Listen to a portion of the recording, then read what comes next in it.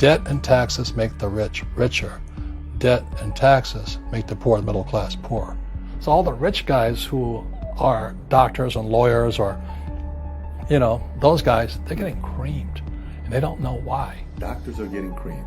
Oh, yeah, they're making more money, but the take home is less. Sure. My doctor just yelled at me. He was happy. He says, "Oh, guess what? I finally made $1 million." And I said, "Yeah, this was just 3 weeks ago."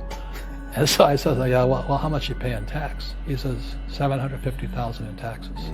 So his net was about $400,000. That's not bad.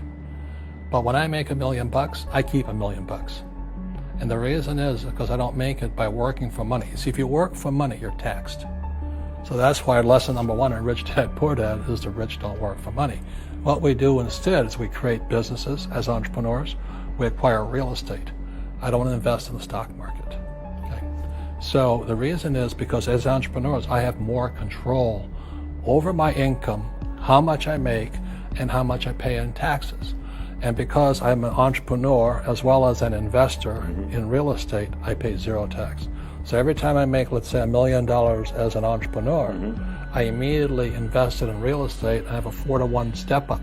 So I put $1 million in real estate. I get $4 million from the bank. That's why I love banks. But the banks are screwing everybody else. Terrible. But it's good for me. That's why you said when you print, it's good for you, but when you print, it's bad for people that work for money. Because when you print, savers get creamed and people who work for money get creamed. When they print, debtors get rich. You see, debt and taxes make the rich richer, and debt and taxes make the poor middle class poorer. When we have obsolete ideas, we get obsolete results. So what's happening for most people, the idea of going to school, getting a job, working hard, saving money, getting out of debt, buying your house because it's an asset, and investing for the long term, is obsolete.